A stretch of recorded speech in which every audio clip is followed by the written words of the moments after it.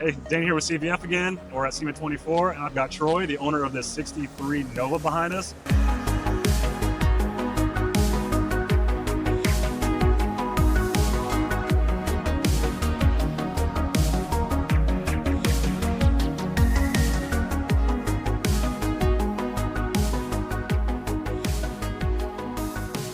First off, absolutely beautiful car. Thank you. And I understand you have a long history with this before we get too far into the build. Yeah. Tell me how it first came to you and kind of walk me through today. Yeah, no worries. So the cool thing about this whole deal is the story with the car. So I have the title on the car is from 1987 when I took ownership. I actually think my dad owned it for a couple years before I did. I think I got it in about 85. So I was still just getting out of high school, was going to car shows with my buddy Tom Peterson and his parents, my car show parents, and got the bug. Came home from work one day after high school, and this was sitting in my neighbor's garage, and door open, and literally a couple of days later, he had it wheeled out with a for sale sign. Oh, wow. So I went and made the deal. I mean, when I got it, it had 283 in it, had an automatic. I mean, it was an original car for the most part, and there was little things here and there, but being 17 years old, it was the greatest thing. Right. It was like the third car I've ever owned. Yep. So fast forward a bit, instead of going to shows with him and his car and with his parents and their car, it's like I was driving myself and having the greatest time. Right. I met my wife Sandy at college. She started coming to car shows with us.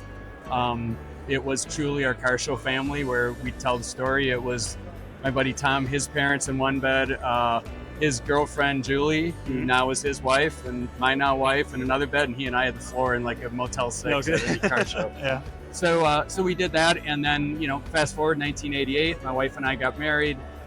We moved to Texas for a couple of years, and we came back. So we live in Wisconsin and been there most of our lives. At one point, she got me into, we were raising horses and raising cattle, and I truly have an old barn, dairy barn. So we weren't using it at all, backed it up in the dairy barn, and it sat for over 30 years. Okay. So the builder, EJ, started the joke that I'm now telling where this car is truly a barn find. I just found it in my own barn. Yeah. Oh, I still have that. I Yeah. still have that. I would look at it periodically and be like, some year, every about once a year, pull the cover off, look at it, and be like, some year I should do something. Right. So a bit of kicking me in the butt to do something, and a lot of it had to do with my wife pushing me, was, several years back, both my parents passed away in the same year, and it was, all right, what we got to get going. Life's too short. Yep. So searched around, like I said, I live in southern Wisconsin, and we talked to several shops, including my buddy Tom, who works for Joe Gibbs Racing. We talked to him about guys down in North Carolina. Just ended up wanting it close by. So we met a couple, EJ and Amy Fitzgerald. They own Cool Hand Customs in Middleton, Wisconsin. We went and chatted with them a bit. And this was now just a little over a year ago that we said, yeah, let's do this. So it was late October, we're in 24, so in 23, car hadn't been started. I put it up on a U-Haul trailer, took it up to their shop, and the whole process started from there. Yeah. So a year later, about 2 months later, the idea about SEMA came up. Yep. And the whole thing is sort of snowballed with crazy ideas from that, and this is kind of the week of everything coming together. Right. Yeah. Cool. So how involved were you with the build process? I was actually way more involved in it than I thought I would be. Yep. I mean, we started, again, the idea was tear it down, modernize suspension, get the engine running on it. It wasn't going to be an extravagant build from the beginning. Yep. It was truly, let's just get this thing going and enjoy it again. Just make it nice. It's beyond it nice blew now. Up a little bit from there, right? So the SEMA thing kind of elevated it a bit, and then we started looking. EJ is the fabricator, the painter, the engine guy. Amy does, besides running the business, anything with all the wiring, the interior piece. They're an amazing couple when they work on this stuff. I've never seen two people that collaborate so well and complement each other. And during the build time, kind of like at one point it's EJ's part, and then all of a sudden EJ's the helper and Amy's doing her part on it. So I was way more involved when they would come up with ideas about little modifications on it. Okay. So since we're standing here, one mod that the 63 Novas had, they're kind of a tinny grill. And as I was like, it's fine. And as I shared tons of pictures and ideas, EJ seen So this grill is out of a 62 Arcadian, which is the Pontiac version of a Nova in Canada. Yep. So somehow Amy found this grill, No kidding. and that was one of the mods they talked us into, or not really even out talked me into, because I love this. It turned out great. Yeah, it looks great. And it went from that to other ideas, like let's get rid of the turn signals. In the back, we can go around back. There's a piece I like. It'd be kind of cool to have a bit of a spoiler, and you can see what they did. It's just, I probably over the winter, as they were doing the teardown, I would go to the shop about once a month. As we got into spring, I was there at least 1 to 2 times a week, and kicking around ideas, having a lot of input into just the little intricacies of what we did and all the little subtle pieces. Oh, super So cool. yeah, That's awesome. Yeah, like all the metal work, everything they did is just spotless. Yep. So before, I want to get to what you have engine-wise. Okay. Before we get there, I see a quote on the firewall. Tell me the story behind this. So this would be the part you have to edit out me getting emotional as an old guy. So the quote on the car, so again, is my buddy Tom Peterson. So his wife was a year behind us in high school. He and I were in the same class. We did the car show stuff with his parents. So the story was, as we were in high school, his mom would always tell us at the end of the day, as we would park the cars, maybe be 18 or 17 or 16, she'd be like, you guys go have beers, that's great, just pace yourself, boys. So she'd always tell us that. We kind of lived by that mantra, and as I was doing this, I was like, I want to do something as a tribute to her. See, this problem.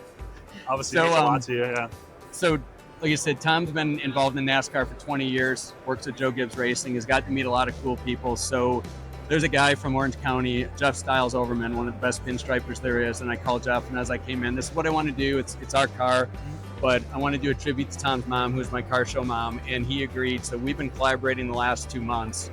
He has his own build here at SEMA that he built, an Evel Knievel van, tribute van. It's ridiculous. But in his time, literally the night before he left, this last Friday night, he worked out the stencil for that, and we wanted to put it on the firewall as a tribute. So her name was Audrey. So I called her Audie. I think I was one of the only people. So this morning, 2 mornings ago, he put the pinstriping on, and then we showed Tom today, and we're a bunch of old blubbering idiots. So yeah, awesome. Yeah. Cool. So let's dive into the drivetrain on this thing. There's LS3 in the valve covers. Is it an actual LS3? It is. Okay. It is the GM Performance Connecting Cruise Package. Okay. So the 525 with a Tremec 6-speed in it. The idea was to go automatic, and at the time when we ordered last year, GM was having some issues with the automatics getting the parts. And so we went with the 6-speed in it. I don't think I can be disappointed. No, it's going to be great. It makes it that much more enjoyable to drive to just be banging through gears. It does, yeah. Everything underneath every single piece has been touched and reinforced. It's all Detroit speed. Front clip, the 4-link in the back, mini tub. So everything is completely modernized underneath. There's rotisserie pictures of all the reinforcement pieces they did, including EJ had to make some mods because DSE didn't quite have all the right pieces in place for a convertible. So they had to do some fabrication work on that. So what chassis suspension is all underneath here? All Detroit speed. All Detroit speed stuff? Everything front to back? Very nice. All the connectors, Complete. all that whole deal? The whole deal. Oh man, that's slick. So what's rear end? Is it a 9-inch in the back? It is. Yeah. Okay. Yep. So 9-inch in the back? It's Gear FX's last rear end that they built.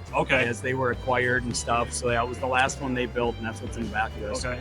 So what coilovers did you use for the suspension? JRI. So it's all Detroit speed suspension, and that's what they use for the coilovers. Gotcha. And then interior, all custom everything, right? Let's walk it that way and take a peek. Yeah. Okay, so interior we went with full TMI. So bucket seats are TMI. We got all the same fabric from them, and then Amy did the back seat and any of the other custom work, the door panels, all the chrome and stuff in it. They did, Cool Hand did themselves. Very nice. So that dash pads TMI, Eddie Motorsports for the steering wheel. EJ went and refabbed the entire dash. The old school knobs for heating, cooling, or for the heating and the fan are actually the vintage air control knobs now. Oh, nice. And then Dakota Digital for the instrument console. Yeah, those retro gauges look really good. They turned out amazing. The tie-in's so nice. They do. Yep. We can probably do a piece in a minute because I got to get the keys for it. But the center console is from a '69 Camaro that we put in, and the idea is underneath the black panels in front of the shifter. I didn't want an LCD panel kind of messing up the smoothness of everything. Right. So once again, my buddy Tom came to the rescue on it. Yeah. So that console went down to Joe Gibbs Racing, and a couple of the engineers in their spare time Awesome. engineered all the pieces. So underneath, right in front of the shifter, that's where the LCD panel is for the stereo system. Very cool. So hit a button, that's going to open up. Oh yeah. And then a volume button. Those are the only two things that you see on it. That's a beautiful piece. Yeah. Really nice Yeah. little accent, you know. It is. Is the top white, top red? The top is a matching parchment to the interior. Okay. So from the spire across the dash, the interior pieces, and the top is parchment as well. Yep. And then when you work around to the trunk, there's a matching spire in that kind of, so you see the flow from back to front. Very nice. Yeah. They're kind of tied all together. I think the last thing we haven't hit on was the wheels. Would you go with the wheels? American Racing. Yep. Love the old rally style. Yep. So just wanted them to be more modernized, a bunch more rubber. Yeah. So It really fills it up nice. it does. Yep. It fills them up completely. The other piece I'll mention is from all the chroming pieces, advanced plating on the Tennessee, they knocked it out of the park. I mean, Yeah. it's the bumpers and everything everything was in pretty good shape. Yep. But after they modified and removed all the bolts and stuff, they did some of the best work I've ever seen. Yeah, it all ties together so just Yeah. beautifully and perfectly. And then stereo system, everything is all hidden. The amps are all tucked in behind the trunk panels, and then like I said, it's a Sony system Yep. that we don't even have to have it open to drive and listen to it. We That's can kinda like nice. set everything, Yep. Apple Play or CarPlay, and then go on. Yeah, perfect. Awesome. Troy, this thing is absolutely beautiful. Yeah. Thank you so much for taking time You're to show us welcome. your car, dude. Yeah, thank Yep. you. Thanks, guys. We'll see you next time.